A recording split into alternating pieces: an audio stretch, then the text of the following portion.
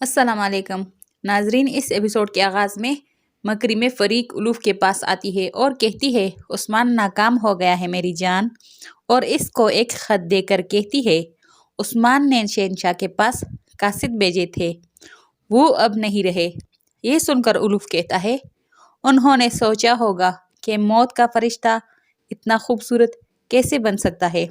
जिस पर फ़रीक कहती है कि मुझे नहीं लगता कि वो कुछ सोचने के काबिल थे। जिस पर उलूफ़ कहता है, बेटे का दर्द उस्मान महसूस करेगा, मैं इससे इसका बेटा ओरहान ले लूँगा, वो सागा के खून के हर कतरे की कीमत अदा करेगा। और फिर फरीक वही खंजर उलूफ़ को दिखाती है और बताती है, उसने बतौर सबूत ये खंजर शहंशाह को भेजा, ये खंजर सागा का है। उलूफ़ जब सागा का खंजर देखता है तो वो बहुत परेशान हो जाता है और उसे सागा की याद आती है। इसी दौरान उलूफ़ का एक सिपाही अंदर दाखिल होता है और बताता है, इससे पहले कि हम ओरहान को मार देते, उस्मान ने हम पर हमला किया और हमारे तमाम सिपाही मारे गए। ये सुनकर उलूफ़ कहता है, दान दान कहाँ है। जिस पर वो सिपाही बताता है, उस्मान ने दान को पकड़ लिया है।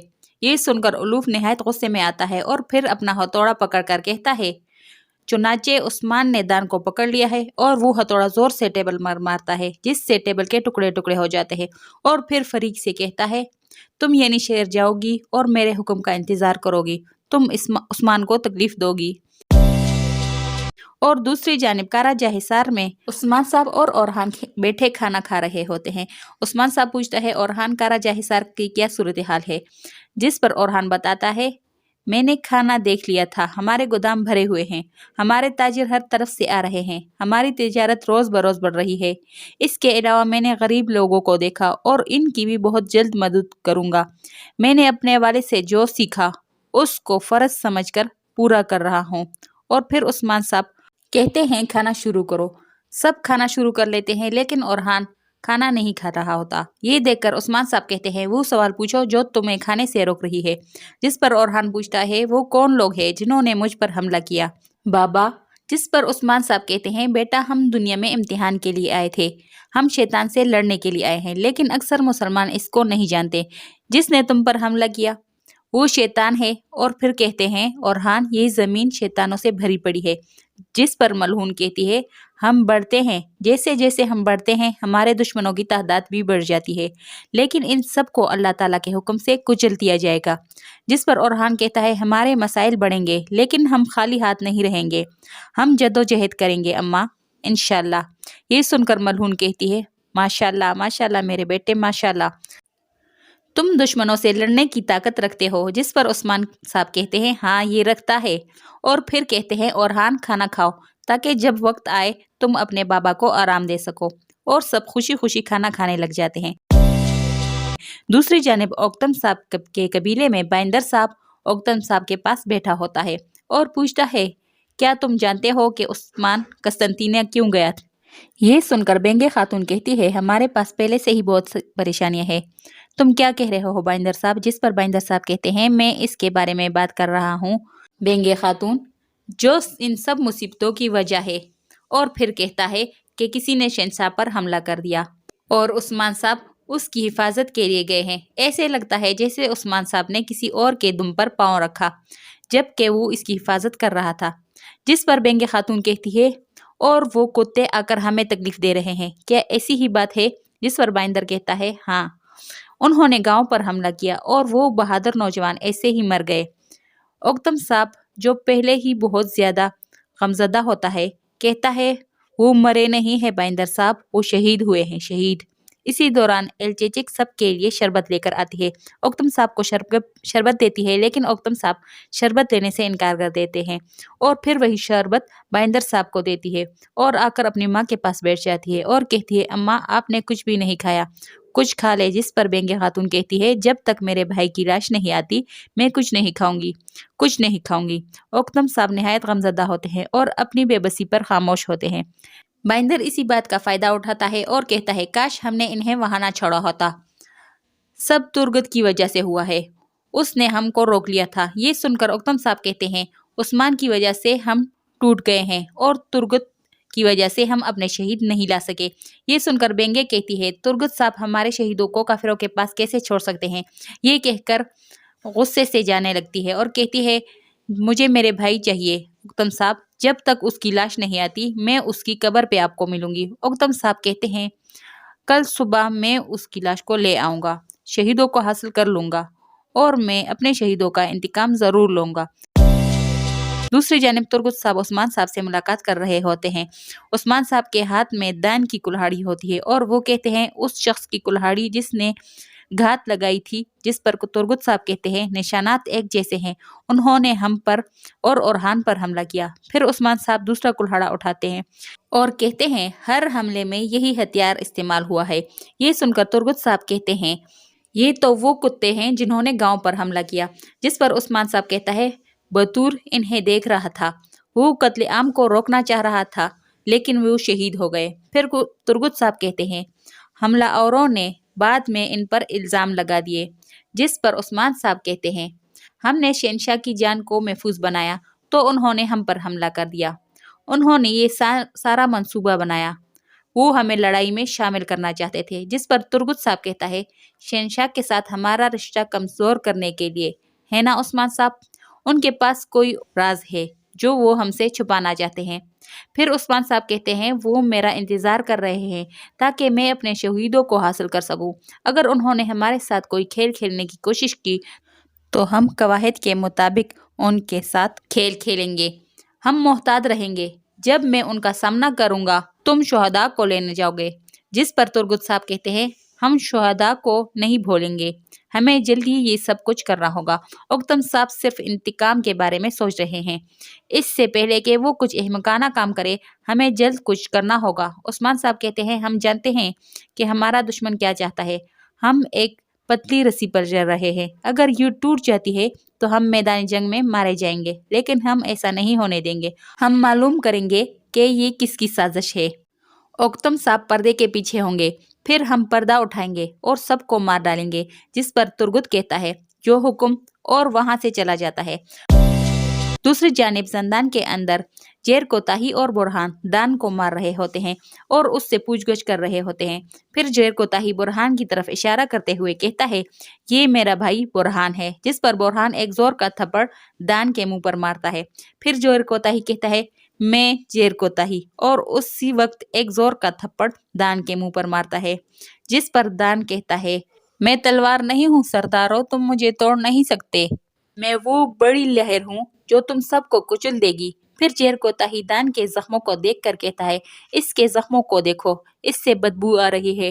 پھر برہان نمک اٹھا کر کہتا ہے چلو اس کے زخموں پر نمک لگاتے ہیں تاکہ اس کے زخموں سے بدبو آنا بند ہو جائے، اور پھر زیر کوتاہی نمک سے مٹھی بھر کر دان کے منہ میں ڈال لیتا ہے اور اس کے منہ پر ایک زوردار مکہ مار لیتا ہے، جس پر دان زور زور سے ہنسنے لگ جاتا ہے اور کہتا ہے بے وقوفو، تم کیا سمجھتے ہو سمندر میں رہنے والا آدمی نمک سے ڈرتا ہوگا؟ پھر زیر کوتاہی ایک بلیڈ نکالتا ہے اور کہتا ہے میں تمہارے سر کی پوری جلد اتار دوں گا۔ تو جیسے ہی دان کے سر کی جلد اتارنے لگتا ہے تو دان کہتا ہے رکو رکو میں بتاؤں گا۔ دوسری جانب قسطنطنیہ کے زندان میں اوفیلیا کنور کے پاس آتی ہے اور کہتی ہے تو تم نے دروازہ کھلا چھوڑا، اس بات کا اقرار جلدی کرو تاکہ میں تمہیں جلدی مار سکوں۔ جس پر کنور کہتا ہے میں نے اور ترکوں نے شہنشاہ کو بچایا، ترک چلے گئے اور میں یہاں ہوں، پھر بھی شہزادی اوفیلیا آپ ان کو مارنا چاہتی ہے جنہوں نے شہنشاہ کو بچایا؟ کیا آپ شہنشاہ کو مارنا چاہتی تھی؟ یہ سنتے ہی اوفیلیا کو غصہ آ جاتا ہے اور ایک زوردار تھپڑ مارتی ہے کنور کے منہ پہ۔ کیا تم مجھ پر اپنے باپ کو مارنے کا الزام لگا رہے ہو؟ جس پر کنور کہتا ہے ہاں، ان کے بعد آپ نے ہی تخت سنبھالنا تھا، لیکن آپ ان کو مارنے میں ناکام رہی۔ یہ سن کر اوفیلیا پھر ایک زور کا تھپڑ کنور کے منہ پر مارتی ہے اور کہتی ہے تم اس گستاخی کی قیمت ادا کرو گے۔ پھر سپاہیوں کو کنور کے مارنے کا کہتی ہے۔ کنور ان سپاہیوں پر حملہ آور ہو جاتا ہے اور اپنا خنجر نکال کر اوفیلیا کے گردن پر رکھ دیتا ہے اور کہتا ہے شہزادی میرے پاس ہمیشہ راز اور ایک خفیہ ہتھیار ہوتا ہے، اور آپ دیکھ سکتی ہے میں آپ کے بارے میں کیا جان سکتا ہوں، میری جان اور وفاداری آپ کے لیے ہے۔ اور پھر جھک کر بیٹھ جاتا ہے اور وہ خنجر اوفیلیا کو دے دیتا ہے۔ یہ دیکھ کر اوفیلیا کہتی ہے تم قصوروار نہیں ہو، ظاہر ہے تم میری طرف ہو۔ اسی دوران سپاہی اٹھتے ہیں اور کونور پر حملہ آور ہوتے ہیں تو اوفیلیا فوراً ان کو روک لیتی ہے اور پھر کہتی ہے میں ایسی نہیں ہوں کہ اپنے باپ کے خلاف جاؤں، جس پر کونور کہتا ہے میں ہمیشہ آپ کی خدمت میں حاضر ہوں شہزادی اوفیلیا۔ پھر اوفیلیا پوچھتی ہے تم کون ہو؟ اسی دوران باہر سے کانتاکوزینوس کی آواز آتی ہے تو اوفیلیا فوراً کونور کو پکڑ لیتی ہے اور اس کا خنجر اس کو واپس کر دیتی ہے۔ اسی دوران کانتاکوزینوس زندان میں داخل ہو جاتا ہے اور پوچھتا ہے شہزادی یہاں پر کیا ہو رہا ہے؟ اوفیلیا بتاتی ہے ہم پوچھ گچھ کر رہے ہیں شہزادہ کانتاکوزینوس، ہم غداروں کی تلاش میں ہیں۔ جس پر کانتاکوزینوس کہتا ہے اس نے کیا کہا شہزادی؟ جس پر شہزادی کہتی ہے شہنشاہ کو کوئی مارنا چاہتا ہے اور میں یہ جاننا چاہتی ہوں کہ وہ کون ہے۔ پھر کانتاکوزینوس کونور کو گردن سے پکڑ لیتا ہے اور کہتا ہے کیا اس نے کچھ بتایا کہ اس نے غداروں کو میدان میں آنے کیوں دیا؟ جب سنتور اپنے سپاہیوں کے ساتھ میدان میں آیا تب یہ کیا کر رہا تھا؟ میدان اس کی ذمہ داری تھی، کیا اس نے نہیں دیکھا؟ یہ اس سب کا ذمہ دار ہے۔ یہ کہہ کر کانتاکوزینوس کونور کے گردن کو زور سے دباتا ہے۔ یہ دیکھ کر شہزادی کہتی ہے کانتاکوزینوس یہ کچھ نہیں جانتا، اس کو چھوڑ دو۔ یہ سن کر کانتاکوزینوس کونور کو چھوڑ دیتا ہے۔ پھر شہزادی کہتی ہے یہ کچھ نہیں جانتا لیکن کچھ اور لوگ بھی ہیں جن سے پوچھ گچھ کی ضرورت ہے۔ جس پر کانتاکوزینوس کہتا ہے تم فکر نہ کرو، ان کو میں ڈھونڈ لوں گا۔ پھر کانتاکوزینوس کہتا ہے شہزادی آپ اپنے محل میں واپس جائیں۔ یہ سن کر اوفیلیا زندان سے روانہ ہو جاتی ہے۔ اس کے جانے کے بعد کانتاکوزینوس کونور سے کہتا ہے میں تمہارے لیے پھر آؤں گا تماشاگاہ میدان کے مالک۔ جس پر کونور کہتا ہے میں ہمیشہ آپ کا منتظر رہوں گا۔ کانتاکوزینوس پھر سپاہی کونور کو پکڑ کر وہاں سے لے جاتے ہیں۔ اسی دوران اولوف کا ایک سپاہی پریشان حالت میں کانتاکوزینوس کے پاس آتا ہے۔ کانتاکوزینوس پوچھتا ہے کیا بات ہے تم پریشان لگ رہے ہو؟ جس پر سپاہی بتاتا ہے اورہان زندہ ہے اور عثمان نے دان کو پکڑ لیا ہے اور ہمارے سب سپاہی مارے گئے اور ہر جگہ سے دھواں اٹھ رہا ہے۔ کانتاکوزینوس کہتا ہے میں نے ان سب امکانات کے بارے میں سوچا تھا، میں کل وہاں جا رہا ہوں، میری آنے تک دھواں ختم کر دو اور شہزادی اوفیلیا اور کونور پر نظر رکھو۔ اگلی صبح عثمان صاحب اپنے سپاہیوں کے ساتھ مکری اپنے شہیدوں کو لینے کے لیے روانہ ہو جاتے ہیں۔ دوسری جانب اوکتم صاحب غصے کی حالت میں قبیلے سے باہر نکلتے ہیں اور اپنے سپاہیوں کو بلا کر کہتے ہیں سپاہیوں خون صرف خون سے ہی صاف کیا جا سکتا ہے، ہم شہیدوں کو لینے اور انتقام لینے جا رہے ہیں۔ پھر سب مکری کی جانب روانہ ہو جاتے ہیں۔ یہ دیکھ کر بائندر کہتا ہے عظیم اوکتم صاحب جو غصے کی حالت میں اٹھتا ہے وہ ہمیشہ نقصان پاتا ہے۔ پھر حسین سے کہتا ہے حسین جلدی کرو، سپاہیوں کو تیار کرو، ہم اوکتم صاحب کو اکیلے نہیں چھوڑ سکتے۔